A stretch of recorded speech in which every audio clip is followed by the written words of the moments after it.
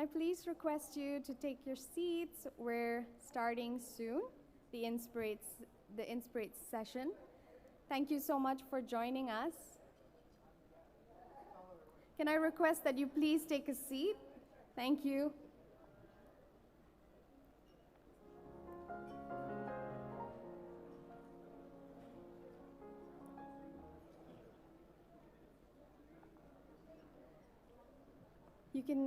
You can take a seat anywhere, and we're going to begin soon.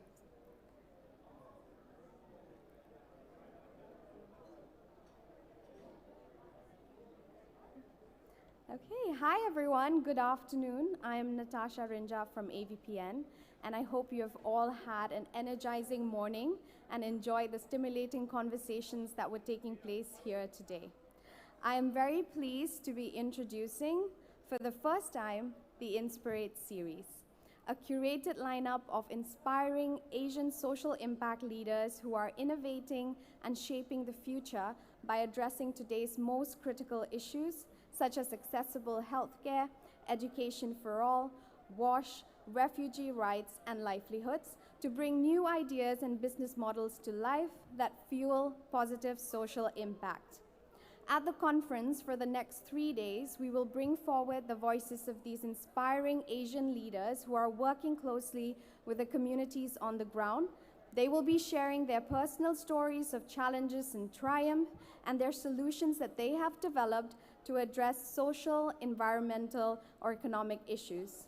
So join us at lunch every day and be inspired in 8 minutes by these amazing leaders.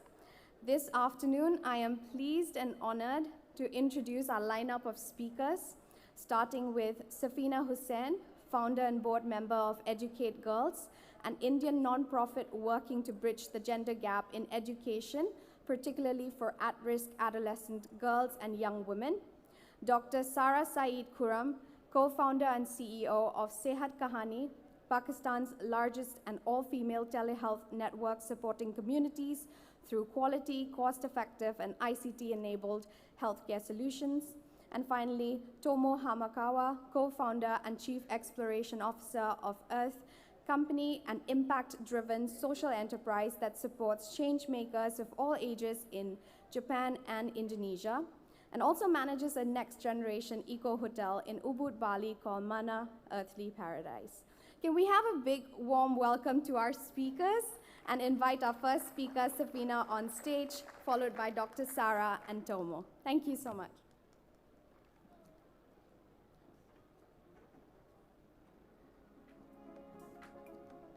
Hi, good afternoon.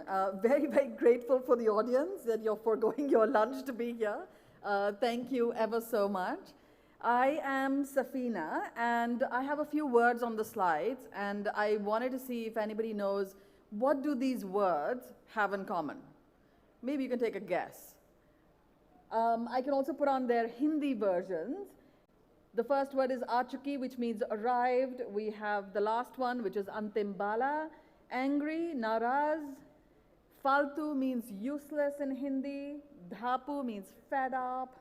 Missed call, I think everybody knows what a missed call is. Maafi, which means apology. These are names of girls. Yes, names of girls.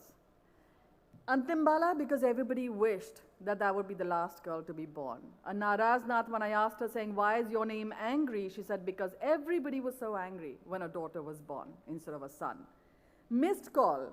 Parents named this little girl Missed Call because they made a call to God for a son, and God missed their call because they got a daughter. It is unbelievable the sort of marginalization and discrimination that women and girls actually face since birth. You know that you were not wanted, just like Achuki, you have arrived. Arrived but not wanted. And so our work at Educate Girls is really very much focused on the issue of women and girls. Why are girls actually discriminated and marginalized like this? It's because of how they are valued. In many places in our society, a goat is an asset and a girl is a liability. It's just how we see women and girls. In Hindi, we call them paraya dhan, which means, they're somebody else's problem. They're going to go off and live in somebody else's house. They are not for you to kind of invest in. And the problem is massive. And it's because of this problem that girls like Naraz or Antimbala or Missed Call are actually denied their right and their opportunity to an education. It is at the root is this mindset that sort of governs it. The problem is massive if you look at the older girls. There are 66 million girls in India today and many more globally who will actually never complete secondary school. So 15 to 25-year-old women and young girls who will not complete secondary, 66 million actually translates into 57% of that age group. 57% of the women and young girls will never complete secondary, and the implication of that is, if you don't even have a 10th grade certificate, you cannot get an entry-level government job, you cannot get any entry-level private jobs. If you want to start a business, you cannot get formal bank loans without that credential.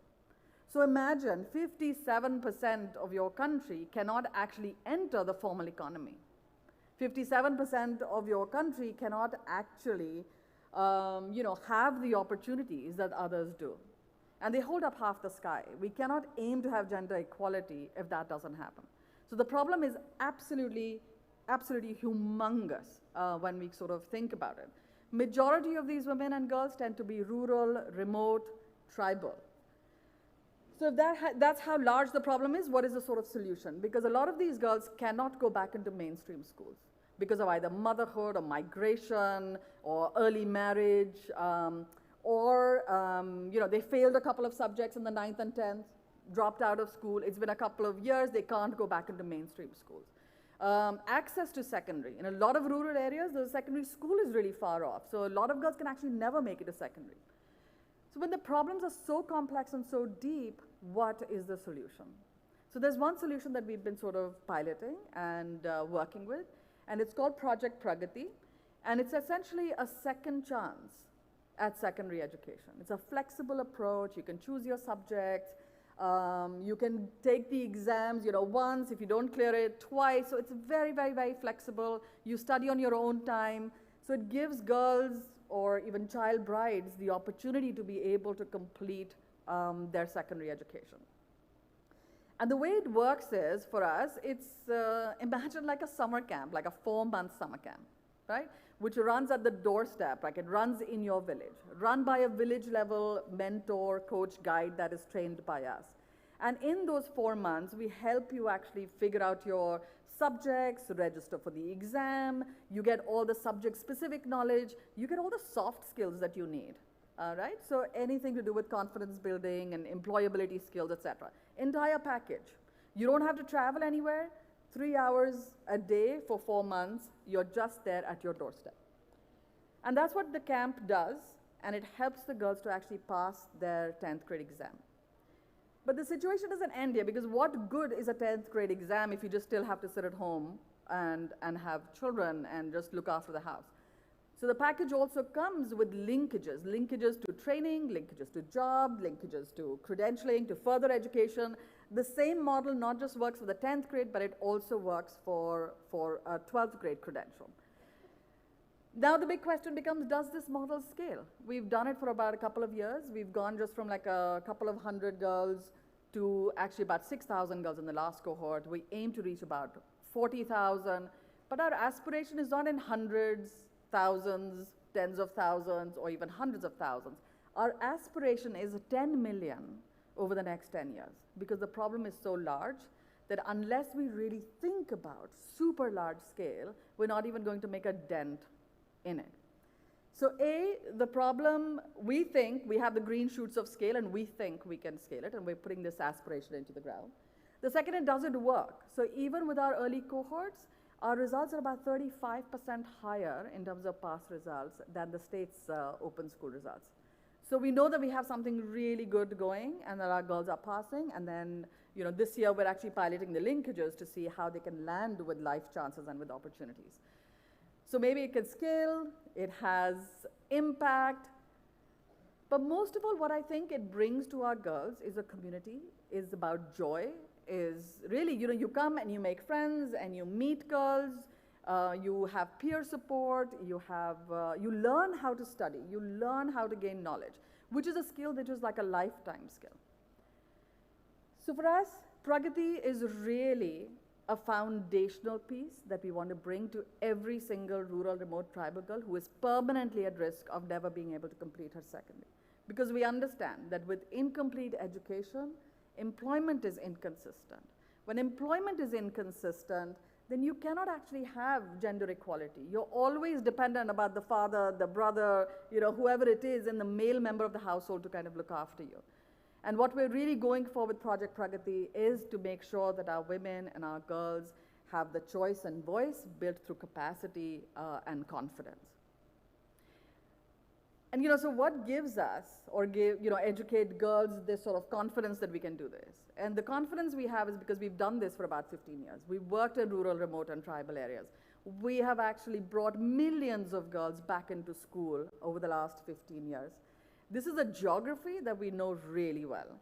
We've only ever focused on the out-of-school girls. So this is a profile that we know really well. And it's also because we're also mission aligned. I myself am a product of second chance education. I had a long interruption in my own education and then came back because somebody helped me, kind of like a mentor who came and helped me. And I ended up going back to college and completing my education, and which is why I kind of stand here. And that's what we really want to bring. And why do we call it Pragati? Because we don't want girls to be named Missed Call, Naraz Nath, Antim Bala, or Ajaki. Essentially, we want to bring them Pragati, which means progress. So really, it's about progress for all. So thank you so much for your time. I am Safina Hussain, and I educate girls.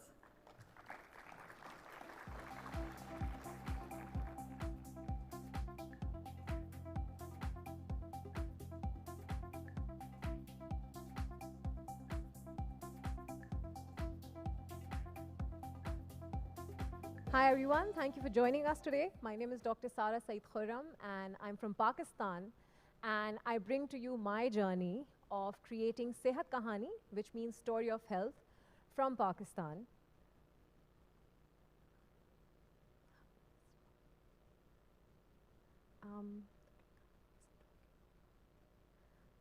So what is, just a minute, I'm going to start if the clicker works.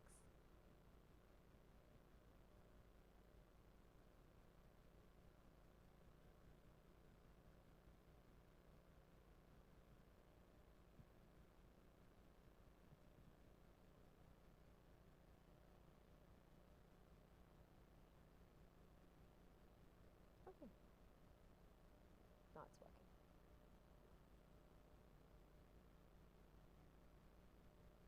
Perfect. So I'll start again. Hi, I'm Sara. I'm from Pakistan, and I am the co-founder and CEO of Sehat Kahani, which means story of health. And I'm going to take you in 8 minutes through my journey of building this digital healthcare company from Pakistan. So I was born in a very typical middle-class Pakistani family.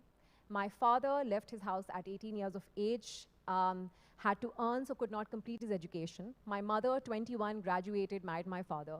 So my parents had one thing in common. They were middle class, and they had dreams of middle class parents back in Pakistan. That is to earn, to educate your children, and to get them to a postgraduate education.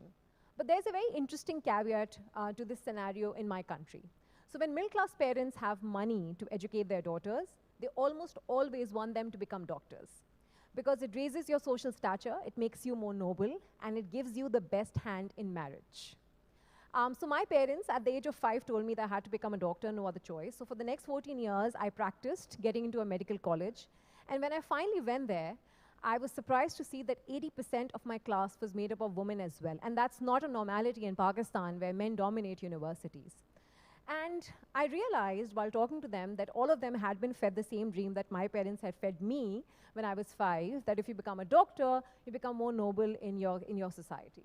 But I saw a very interesting transition in their lives as they started to move forward. And there's a phenomenon in Pakistan this interesting scenario has. It's called the doctor bride phenomena.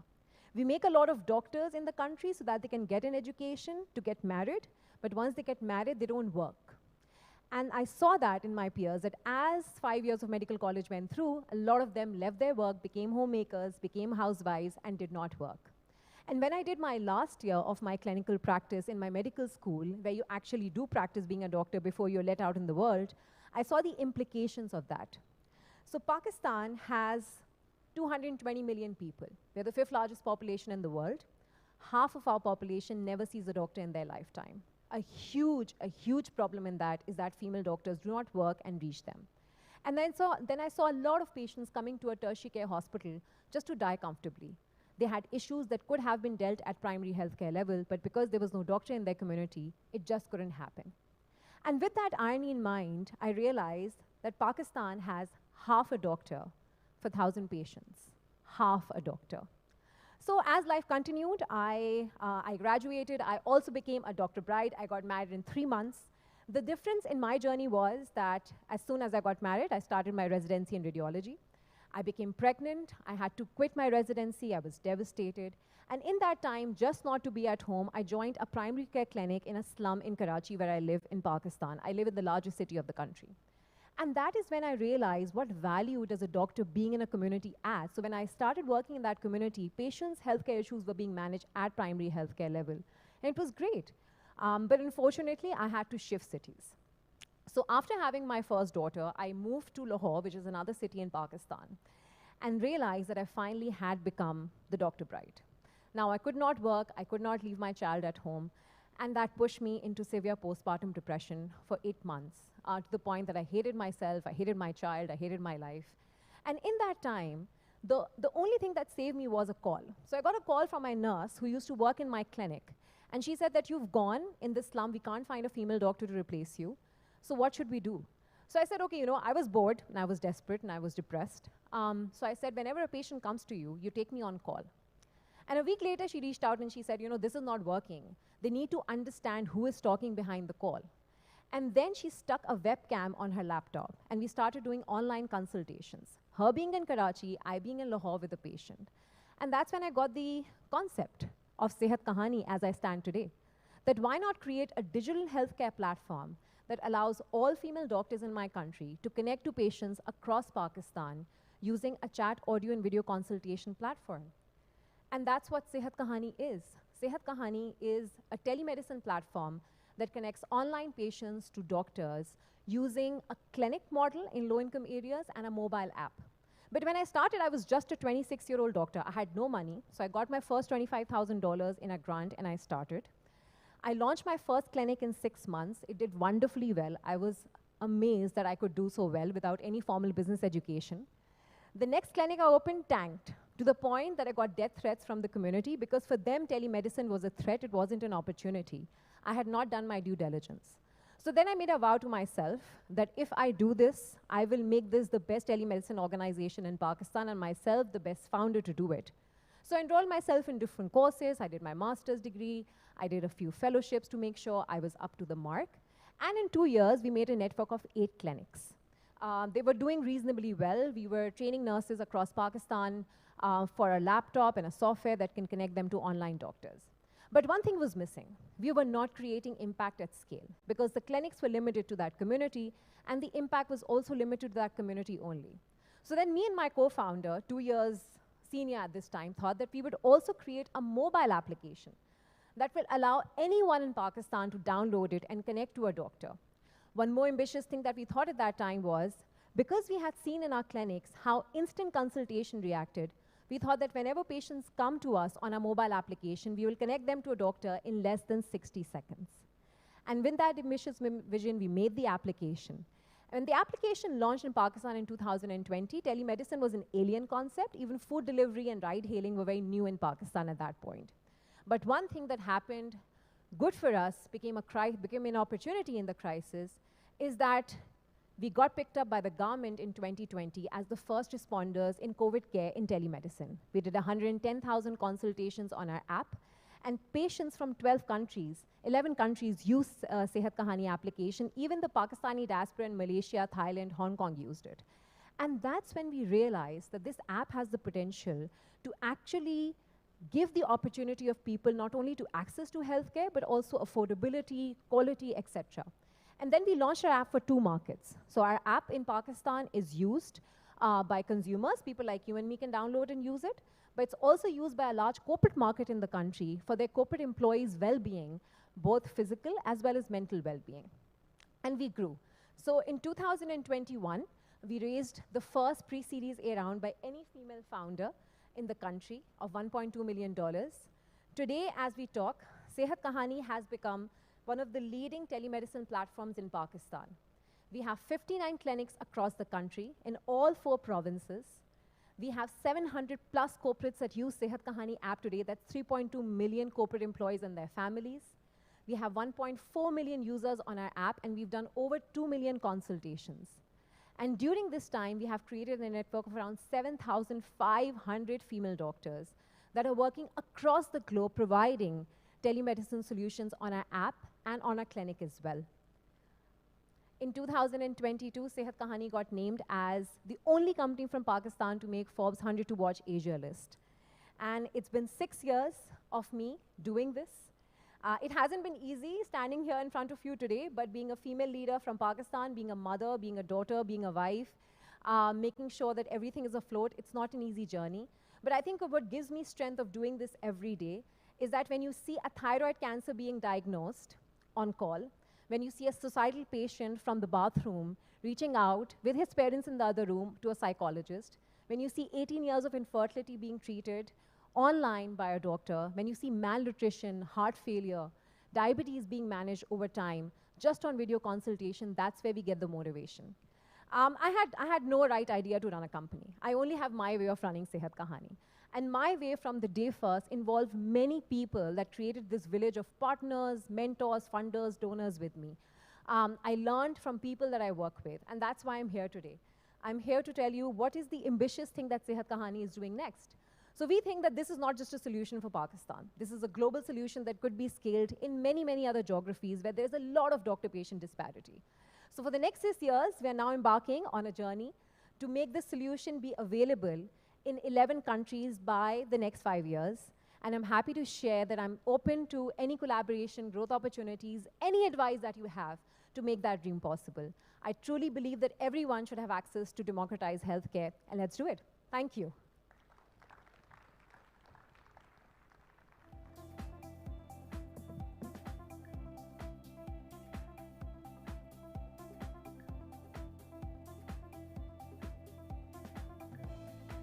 Hello.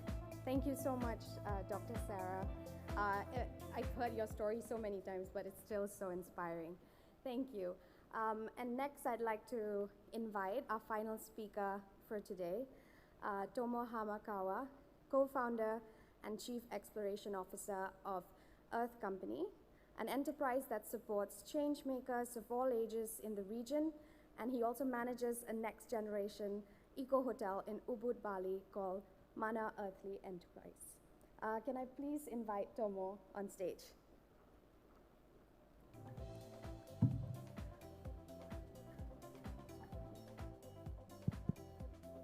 Hi everyone. Thanks so much for coming today.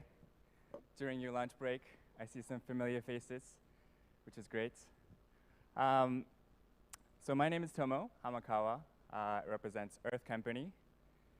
Yesterday, my Grab driver from the airport to the hotel asked me, not just once, but 3 times, whether I'm Malaysian. He was convinced that I was local. I'm not. I'm from Japan, but I get that question a lot wherever I go in Asia, in the Philippines, in Thailand, in Singapore, and also in Bali, where I've been based for the last 9 years. So this is a photo of my family. We've been in Bali for the last 9 years. My wife and work partner, Aska, Yula, Zen, Amma, and Sola.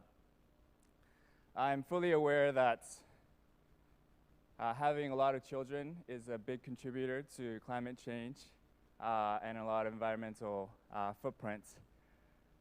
But they're actually really important reminders for what we need to do for our future. And it's a reminder for me to understand what do I want to do in this lifetime and for the next generation. I've been fortunate to have worked in different parts of the world for different types of organizations, from Tibet, India, London, for big organizations, very bureaucratic organizations, to private foundations, to an organization called Copernic, where I see a few members, Toshi, founders here, Oscar in the back, and I see some ex-colleagues in the back, Atika, and also worked on for a small NGO called Bridge Funds in Tibet. And through my experiences, what I've learned is that the way we inhabit this planet is extremely extractive and exploitative and degenerative. The way we live is definitely not sustainable. And I don't mean that just in terms of environmental issues. I think it goes for how we treat indigenous populations, how we treat women, the elderly, children, people with disabilities. I do think we live in a degenerative world, unfortunately. But I also believe that we are making this transition to a sustainable world, but I don't think that should be our goal. I don't think our goal should be a net zero, a very energy-intensive net zero. We should be aiming for a better place. We should try to leave this world a better place than where we were born into. And this, I believe, is a paradigm shift. And what we're trying to do at Earth Company is really to contribute to this paradigm shift, to contribute to this evolution as humanity, as a species, if you will.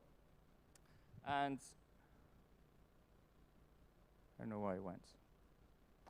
So we do 3 things towards that shift. We have a program called Impact Heroes. This is a completely non-profit program where we support amazing change makers.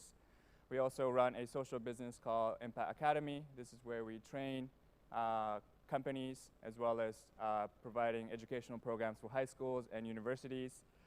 We also run an eco-hotel in Bali called Mana, and I'll tell you about each of them. So we started Earth Company, the 2 of us, and now we're about 60 people. About 40 people are involved on the hospitality side, and then we have another 20 involved on the Impact Heroes and Impact Academy work. It's an amazing team. These photos, just looking at them, make me happy, bring me smile. Our Impact Heroes are truly amazing, inspiring individuals. They're the types of people who make you want to be a better person because they're so selfless. They're dedicating their lives towards different causes, some of the most pressing challenges in the region. And we, as you can see from the sectors, we are sector agnostic. We also cover a huge geographical scope, 35 countries in the Asia Pacific, Afghanistan to the west to Fiji to the east. What we're looking for is life stories, life purposes that inspire. And I do believe that some of these people from our community will become Nobel Peace Prize winners and heads of states in the future. And in fact, Bella, our first Impact Hero, will be running for presidency of Timor-Leste in 2027. And she'll be the first, if elected, she'll be the first female president of Timor-Leste, and she's also a openly lesbian person, and so she'll probably be the first openly gay head of states in Asia. These are the amounts that we've raised on behalf of them. So we say we raise at least 100K for their activities.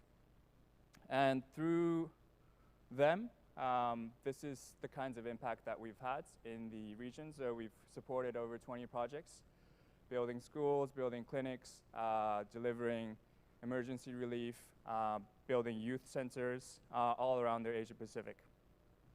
And starting a couple of years ago, what we've done is that we not only support one changemaker for 3 years, so the impact heroes are supported for 3 years, but we also do a cohort approach. So just last night, actually, we had our last event for this year's batch. We had 8 individuals, 1 from Afghanistan, Mongolia, 2 from Papua New Guinea, India, and Indonesia. And it was such a warm and fuzzy feeling, and everyone was expressing just gratitude for these people who were doing this on behalf of us, right? On behalf of humanity. They could have done anything else in their lives, but they've decided to dedicate their lives. So these are the people that we support and are inspired by. Next is Impact Academy. If I can go. So this is the social business where we deliver online and also in-person programs to companies. So as you know, a lot of companies want to make this sustainability transformations, so we deliver those programs. We also deliver educational programs for high schools and universities. And we've had almost about 10,000 people so far. We've been doing this for about 6 years already. And the most important thing for us when we do these trainings is not about frameworks and concepts. It's really about how do we change people's mindsets. It's about creating a visceral experience. So how do we remind them of the values, the sustainable and regenerative values that are inherently inside them? And for companies, I do think this is the most powerful question for businesses today. Is this world better off because your business is in it? And I was just doing an online program this morning, but it's really about trying to answer this question in the most confident way. And we not only want to pose this question, but we are trying to answer this question through our own hotel called Mana Earthly Paradise. It was started in 2019, the worst time ever, just a few months before the pandemic. Definitely don't recommend doing that to anyone. But we became B Corp certified last October. Luckily, we survived the pandemic, and we became the first B Corp certified hotel in Southeast Asia. And let me just wrap up. So this is what it looks like from the outside. We're trying to do everything and anything we can within our budgets, within our resources. Just want to end with one last slide on sort of call for actions. For the Impact Heroes, if you are interested in connecting with any of them, happy to facilitate introductions for Impact Academy, for schools, universities, companies. If you're interested in this kind of stuff, very happy to talk to you. And last but not least, who doesn't want to come to Bali, right? So please come to Bali, stay with us. If you want to do a corporate retreat, we've done a few of them already, so please consider us. And my last slides for contact details. Thank you so much.